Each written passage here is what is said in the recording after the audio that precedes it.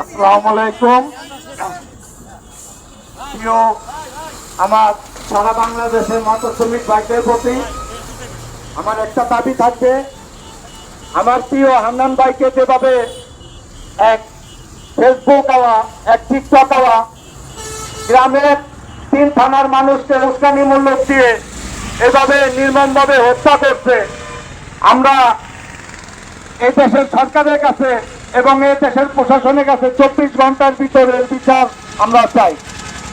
যদি আমাদের 24 ঘন্টার ভিতরে বিচার সঠিকভাবে আপনারা না দেন, তাইলে আমরা সারা বাংলাদেশে আমরা ধর্মঘট থাকবো এবং আমরা সারা বাংলাদেশে মোটর শ্রমিকের যার যার নিজ বাসায় এবং ঘরে বসে থাকবো।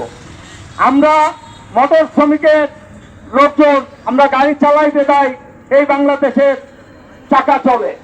আমরা গাড়ি চালাইতে দেয়, এই বাংলার বুকে মানুষের রুটি এবং রুটি চোটে। তাই আমরা ডাইনে বামে যেদিকেই তাকাই, আমাদের মোটর শ্রমিকের এই ড্রাইভার ভাইদের শুধু রক্ত আর রক্ত আমরা দেখতে পাই। আমরা আর কোনো ড্রাইভার ভাইয়ের, কোনো হেল্পার ভাইয়ের, কোনো কন্ট্রাক্টর ভাইয়ের রক্ত দেখতে চাই না। আমরা পরিবহনে লক্ষ্য করি 2 টাকার ভাড়া নিয়ে পরিবহনের ড্রাইভার ভাইকে এবং হেল্পার সুপারভাইজার ভাইকে নির্যাতনভাবে মারা হয়।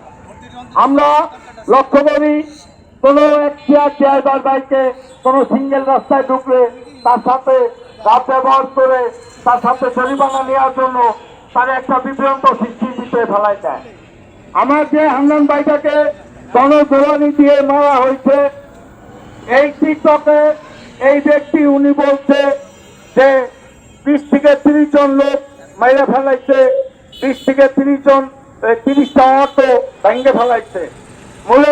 মূলের বেলায় একজনও লোক মরে নাই এবং আমরা জানতে পারিনি যে আমার ড্রাইভার ভাইটা এইভাবে গণরস ফেলাইছে। সেক্ষেত্রে এই ইউটিউবে, এই টিকটকে, এই ফেসবুকের এই লোক উনি 3 থানার মানুষকে বিভ্রান্ত সৃষ্টি করে উনি আমার যে হান্নান ভাইটাকে যেভাবে নৃশংসভাবে মারছে, আজকে এই হান্নান ভাইয়ের ফ্যামিলির পাশে কে দাঁড়াবে? আজকে এই হান্নান ভাইয়ের বাচ্চাটার কি অবস্থা হবে?